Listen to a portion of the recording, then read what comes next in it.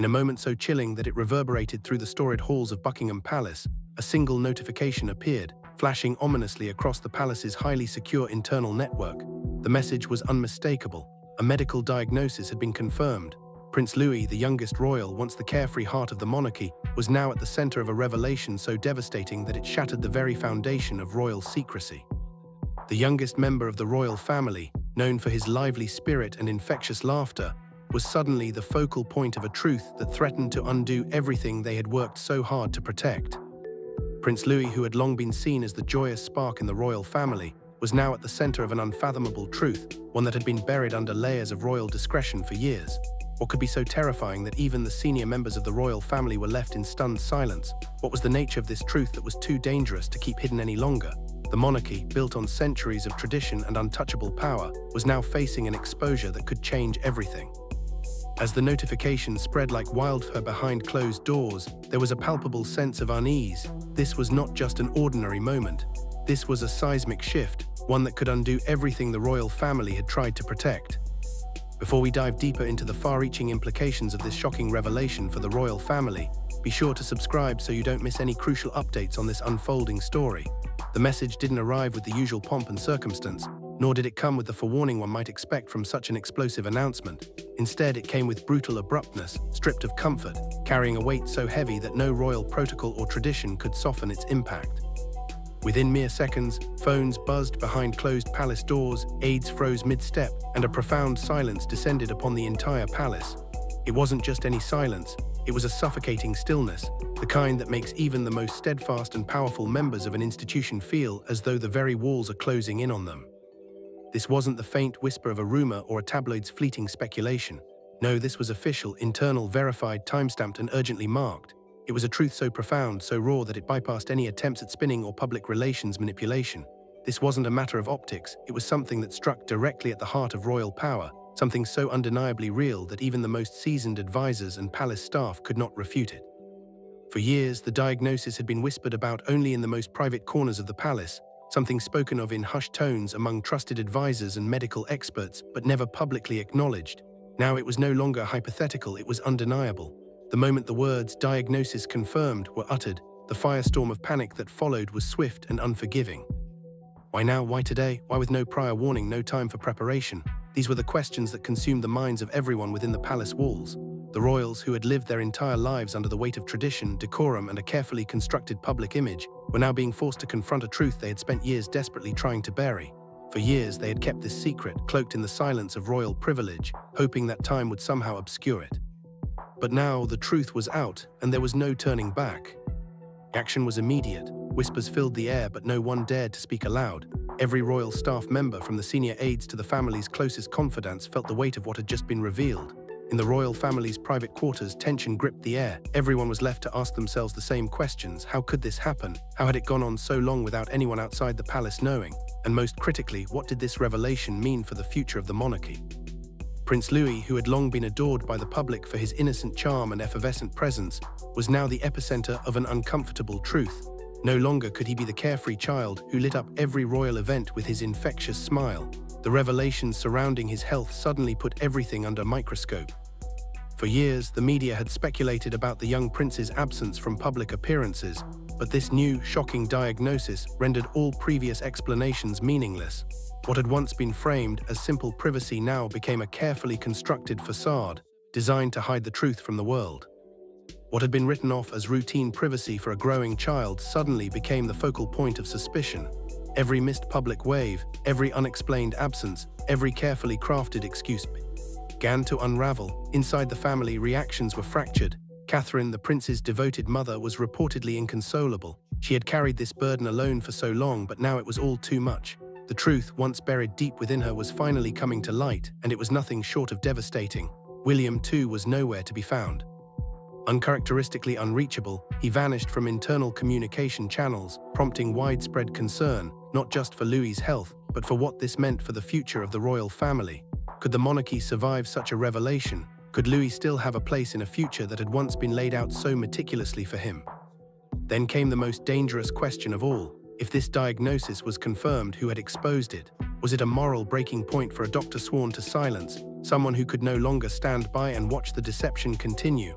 Or had someone within the palace made the decision to leak the truth, no longer willing to protect a system that had chosen silence over accountability? Had the palace, for all its careful control, lost grip of its own secrets, undone from within by fear, guilt, and a desperate need for truth? Because this diagnosis was not just a medical fact, it was the opening of a Pandora's box, a box that once opened could never be closed again. As the shockwaves from the announcement began to spread, it became painfully clear that the story of Prince Louis was never just about his health. It was about the monarchy itself, the very institution that had worked so hard to present itself as above reproach, untouchable by the scandals that plagued so many others. The diagnosis, now confirmed, became the crown's most explosive liability. One they had fought for years to conceal, one that could no longer be hidden, no matter how much effort was invested in secrecy and manipulation.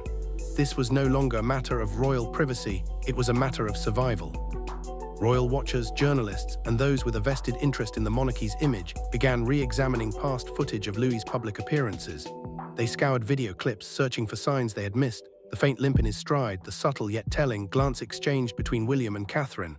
These were the moments that had once seemed inconsequential, dismissed as nothing more than the natural behavior of a child growing up in the public eye. But now, under the harsh glare of this revelation, those moments became impossible to ignore. The signs had been there all along, scattered like breadcrumbs in plain sight, waiting for someone to put the pieces together. In one particular video, Louis stumbles slightly as he crosses the courtyard, only to be quickly steadied by his mother. At the time, it was brushed off as a moment of playful energy, but now, under the scrutiny of hindsight, that stumble takes on a haunting significance. In close-up shots, minor tremors in Louis's hand when waving, a slight delay in his speech when answering simple questions, moments so small, so easily dismissed, yet impossible to ignore now. Those with sharp eyes and sharper memories couldn't ignore the sinking feeling in their stomachs. They had seen it before, they just hadn't known what they were looking at. Behind the palace's high walls, secrecy reigned supreme. Staff were ordered to remain tight-lipped about what was internally referred to as fatigue episodes, a euphemism carefully crafted to downplay the seriousness of the condition. One former footman, speaking on the condition of anonymity, recounted how he had been reprimanded simply for asking whether Louis needed additional rest after an event. The message was clear, questions were a threat. Even the royal nanny, who had been a constant figure in Louis's early upbringing, resigned abruptly under the guise of personal reasons. But whispers told a different story. She had grown increasingly uncomfortable with the secrecy surrounding Louis's condition. Her departure left a void in Louis's life, a void that became painfully evident to those paying close attention. Catherine, ever the protective mother, began withdrawing quietly from public engagements, citing a desire to spend more time with her children. But those close to the family knew better. It wasn't just about motherhood. She was trying to shield Louis from the relentless eyes of the public, trying to protect him from a world that would pry too deeply. Then came the quiet, almost secretive trip to Switzerland in late 2025. The palace labeled it as a family wellness retreat, a seemingly innocuous phrase that masked a far darker truth. Louis was undergoing a series of tests at an elite neurodevelopmental institute, tests that would provide answers no one had dared to seek before. Doctors, they weren't looking for solutions, they were monitoring progression. They weren't hoping for answers, they were observing the inevitable. Inside the palace, protocols shifted, public appearances were restructured. Every detail of Louis's public life was meticulously controlled. Staff were instructed to always stay close, always be ready to intervene, and under no circumstances were they to allow him to appear vulnerable. But that is the cruel irony of secrets. While they may offer protection, they also isolate. And while the world remained blissfully unaware, within those royal walls, a quiet war was being fought, not against an external enemy, but against a diagnosis that threatened to change everything. Staff members who had dedicated their lives to serving the royal family for decades later confessed that they had never witnessed such immediate and profound disruption triggered by a single piece of news. Meetings, typically so meticulously organized, were cancelled without explanation. Doors were locked. Entire floors were cleared, as if the very fabric of the palace had been transformed into a secure medical facility, a place where the outside world could not reach, where no one could intrude. What had once been a system built on absolute control, on the calculated perfection of public image, now appeared to be unraveling before their very eyes. The palace, which had always seemed so impenetrable and stable, now felt vulnerable, fragile, like the walls were crumbling under the weight of a secret too large to contain. What had seemed like a normal pattern of Prince Louis's absence from public appearances, a child simply growing up out of the public eye, suddenly took on a much darker and more ominous meaning. What had once been brushed off as routine privacy for a young royal was now viewed with suspicion as something far more calculated and deliberate. Every unexplained absence, every carefully worded excuse, every time he was kept out of the spotlight began to collapse under the heavy weight of this single shocking revelation. What was once a story of a child enjoying his private moments away from the public eye had now been shattered, revealing a far more complex narrative, one that no one, not even the royal family themselves, had ever anticipated. Inside the royal family, the reaction was immediate, and it was fracturing. Catherine, the mother of the young prince, was reported to be inconsolable. The walls she had built around her grief for so long finally began to crumble as the painful truth she had silently borne for years was dragged into the open. She had carried the burden of fear and uncertainty in silence, but now that weight was exposed to the harsh and unforgiving glare of the public eye. She had tried to shield her son from this very moment, but the truth was now too big to deny. There was no hiding from it any longer. William, too, was nowhere to be found. Uncharacteristically unreachable, he vanished from internal communication channels, and a cloud of unease began to gather around him. His absence sparked widespread concern not just for the well-being of his son, but for the future of the royal legacy he had worked so hard to protect. His life had been defined by his role as future king, the weight of an entire nation's expectations on his shoulders. But now this revelation had thrown everything into chaos. How would this devastating diagnosis affect the royal family's carefully crafted narrative? Could Louis still take his place in the monarchy's future, or was this a blow too severe for the family to recover from? Would this diagnosis change everything, not just for Louis but for the monarchy itself? Then came the most dangerous question of all. If this diagnosis was confirmed, who had exposed it? Was it a moral breaking point for a doctor who had sworn to silence, someone who could no longer bear the weight of the royal deception? Or had someone within the palace, someone trusted with the family's deepest secrets, decided that the truth needed to be known no matter the cost? Or perhaps the most unsettling possibility of all, had the palace lost control of its own secrets, undone from within by fear, guilt, and the pressure of keeping up appearances for so long? Because this diagnosis was not just a medical fact, it was a Pandora's box. Once opened, it could never be closed again. This diagnosis, long hidden and fiercely protected, was the very thing that threatened to bring the monarchy to its knees. As the news of Louis's condition spread like wildfire, the world, already captivated by the royal family's every move, began to scrutinize everything. The media, royal watchers, and the public, who had once been so enamored by the royal family's picture-perfect image, now began to re-examine old footage with a new, critical eye. What had once been ignored, overlooked, or dismissed as insignificant suddenly held a far deeper meaning. That slight limp in Louis's stride, which had been seen as nothing more than a child's playful clumsiness, now seemed like a telltale sign. The quiet, fleeting glances exchanged between William and Catherine, those moments that had once seemed like private, loving interactions, now carried a different weight. The subtle retreat from the public eye, those carefully orchestrated moments when Louis was shielded from the cameras, suddenly seemed less like routine privacy and more like a calculated effort to hide a devastating truth. In hindsight, the signs were there all along, scattered like breadcrumbs, waiting for someone to see them, to connect the dots. But for years, no one had questioned them. No one had dared to look too closely. Now, with the truth exposed, it was impossible to ignore the mounting evidence. Those who had been paying attention, those who had been watching closely, couldn't help but feel a sinking sense of dread in their stomachs. They had seen it. They just hadn't known what they were seeing. And now, as the royal family scrambled to respond, it became clear that they were not prepared for the full scale of the fallout. What had been a royal family accustomed to controlling the narrative, to silencing rumors and managing their image with the utmost care, was now thrust into the harsh light of public scrutiny. The palace, which had spent decades cultivating a perfect, untouchable image, was now facing the harsh reality of being seen, truly seen, by the world. And that truth, no matter how deeply buried, had come to the surface. The weight of this revelation wasn't just borne by the royal family, it was shared by everyone within the palace walls, from the senior staff to the youngest aides. They were all in this together, and now they had no choice but to reckon with the consequences of their silence, their secrecy, and their complicity in hiding the truth. No longer could they play the role of the untouchable monarchy, immune to the pressures of modern society. They were now facing the consequences of their choices. In the aftermath of the revelation, a sense of chaos settled over the royal family, as if they had been caught in a storm they could neither control nor escape. What had once been a carefully managed public image now seemed like a fragile illusion, one that was quickly crumbling to pieces. Every decision made, every move calculated to protect Louis and his condition, now seemed like part of a far larger, far more complex game. And as the world looked on, waiting for the next move, the royal family found themselves at a crossroads, forced to confront the truth in a way they never had before. In one particular video, Louis stumbles slightly as he crosses the courtyard, his small steps betraying a brief unsteadiness before being quickly steadied by his mother. At the time, it was brushed off as a simple moment of youthful exuberance, a fleeting example of playful energy typical of a child his age. Yet now, under the harsh scrutiny of hindsight, that stumble takes on an entirely different, more ominous significance. In those close-up shots where the camera captured every small gesture, there were other subtle signs. Minor tremors in Louis' hand as he waved, the slight but undeniable delay in his speech when responding to simple questions, details that at the time seemed insignificant, easily dismissed as the usual quirks of childhood.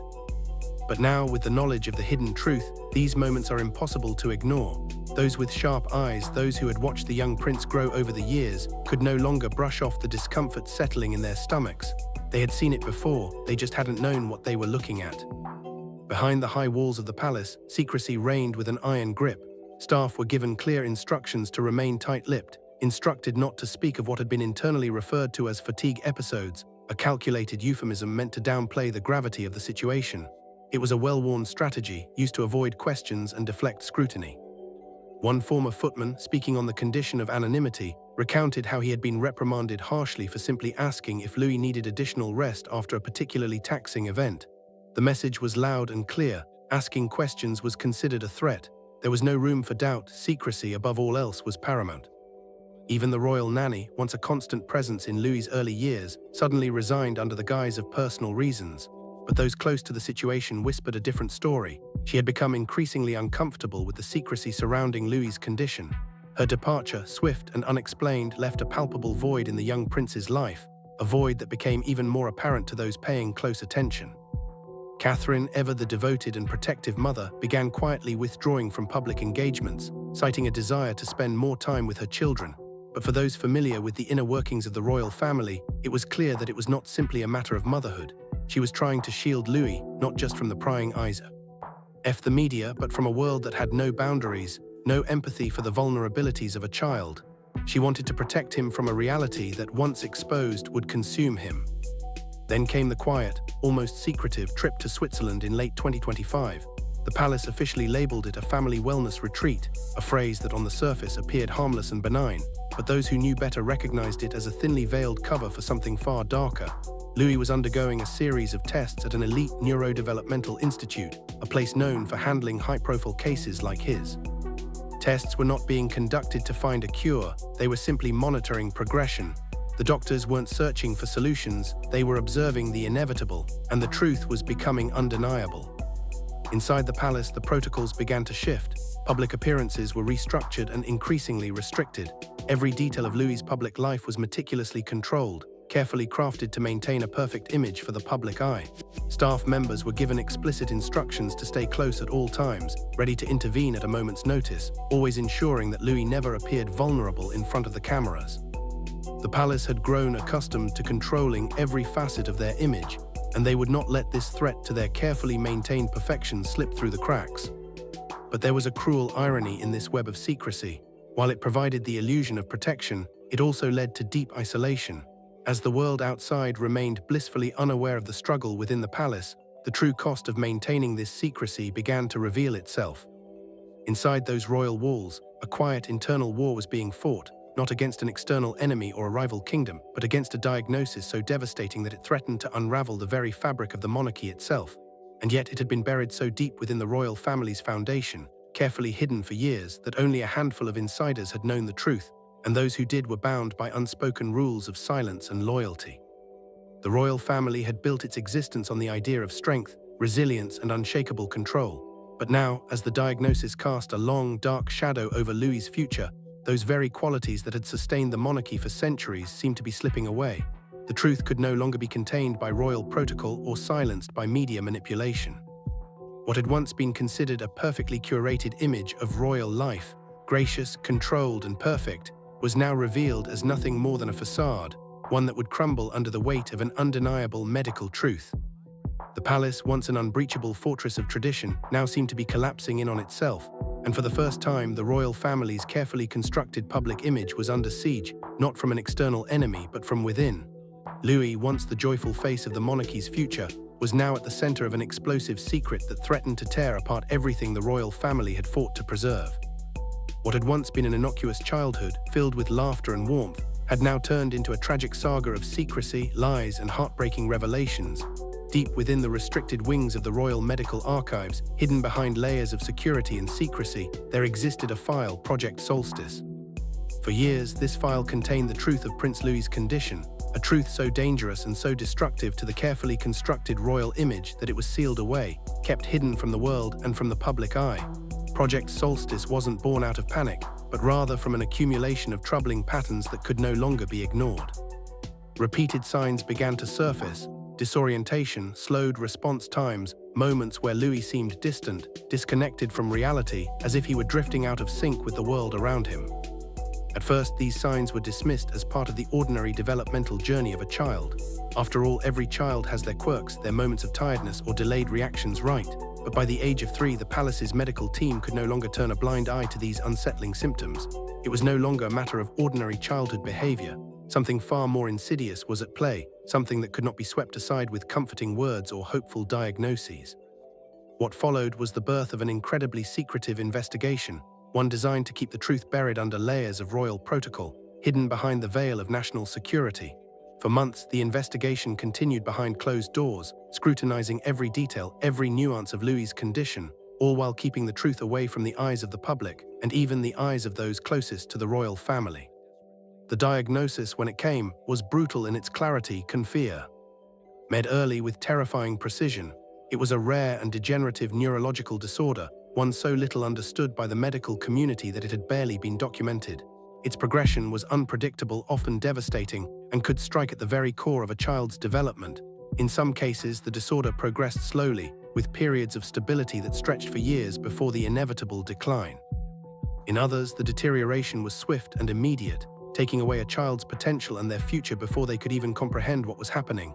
For Louis, the diagnosis meant that the clock was ticking silently, counting down the precious time he had left before his condition worsened. The sands of time were slipping away unnoticed, while the world remained blissfully unaware of the ticking time bomb inside the young prince's body. Rather than preparing the public for what was to come, or informing the broader government that this fragile truth had to be acknowledged, the palace made a decision that would come to define the next phase of this dark chapter. They chose silence. Behind the scenes, legal instruments were drafted with terrifying speed and precision, signed under the strictest security protocols. Louis's medical records were locked away, sealed tighter than the crown jewels themselves, accessible only to a select few who had the highest levels of clearance. Trusted palace physicians were quietly reassigned, some even replaced, their roles redefined so that they could no longer voice the concerns that might have shattered the silence. The truth was now a weapon, a dangerous secret that the monarchy could not afford to have exposed, for fear that it would undo everything. The idea of a future king, a future leader of a nation suffering from a rare and incurable condition, was far too catastrophic to be allowed into the public consciousness. It wasn't just the health of Louis at stake, it was the very survival of the monarchy itself. If this secret were to get out, if the public were to learn that the young prince was battling an insidious and unpredictable disorder, it would be seen as the ultimate failure of the royal family to protect their heir. So the palace chose to keep the truth buried, locked away from the public's prying eyes, and hoped that time would somehow provide a solution. They believed that they could control the narrative, that they could maintain the image of the perfect, flawless family that the world had come to adore. But the more they buried the truth, the more dangerous it became. It was no longer a matter of keeping up appearances. It was a race against time, against the inevitable, against the uncontrollable forces that threatened to unravel everything they had fought so hard to protect.